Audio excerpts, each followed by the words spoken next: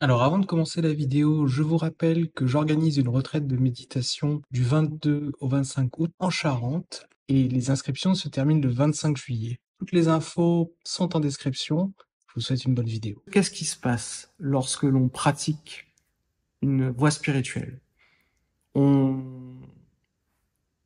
déconstruit quelque part nos croyances, nos certitudes.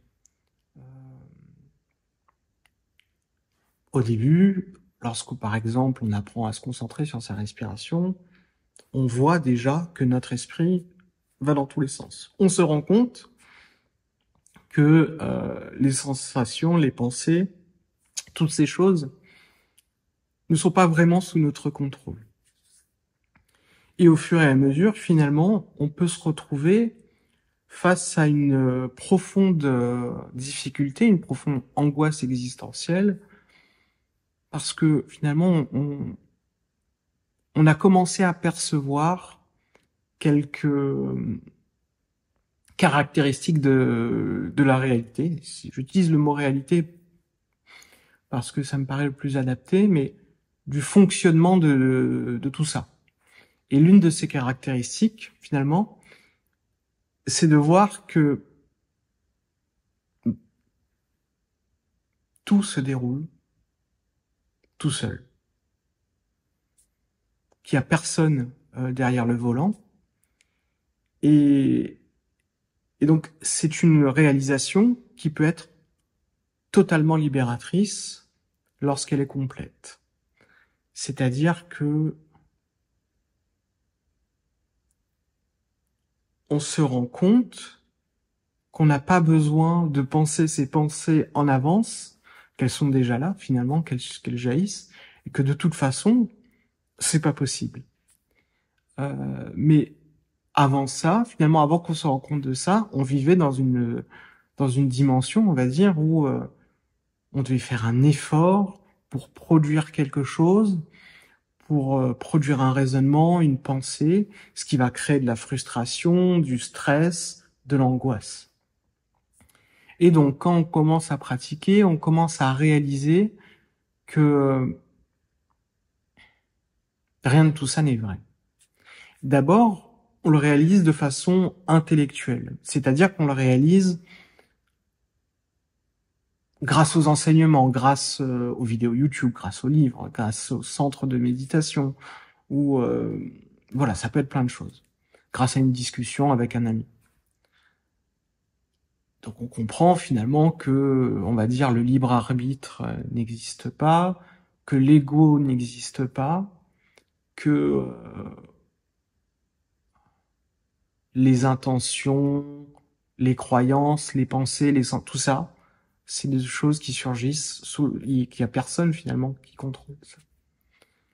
Mais lorsque cette réalisation n'est pas complète, ou lorsqu'elle est simplement un aperçu, donc il y a une ouverture et puis il peut y avoir une apparente refermeture.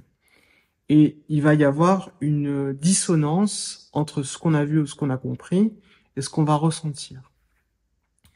Parce que, qu'est-ce qui se passe lorsque l'ego commence à être déconstruit, lorsque le libre arbitre commence à être déconstruit? C'est qu'il va résister. Nos conditionnements vont résister. Alors, ce ne sont pas des choses qui existent par soi-même, mais c'est des mécanismes mentaux qui vont essayer, des mécanismes de survie, qui vont essayer de lutter contre l'inconnu. La personnalité ou le centre de ce que l'on considérait comme le centre de notre conscience va finir par se rendre compte qu'elle est en train de se déliter, et donc, par réaction, elle va venir se resserrer. Et donc, c'est là qu'apparaissent les angoisses existentielles, les questions qui n'ont pas de réponse. Ces questions peuvent être, par exemple, mais alors, qu'est-ce qui va se passer s'il n'y a pas de contrôle, s'il n'y a pas d'ego, s'il n'y a pas de libre arbitre? Est-ce que tout va être...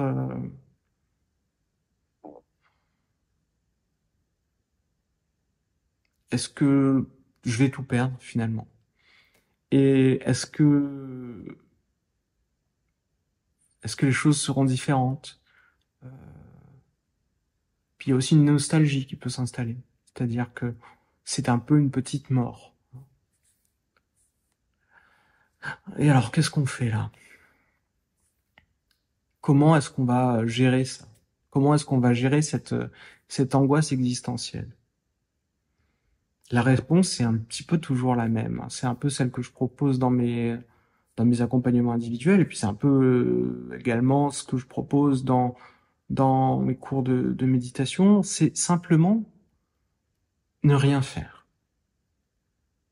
Parce que si on essaye de lutter contre cette angoisse, on lui donne de l'importance, on lui dit tu existes vraiment, on lui dit tu es vraiment très importante, alors que c'est un mécanisme naturel, c'est un mécanisme de défense naturel qu'il faut laisser émerger, apparaître et disparaître.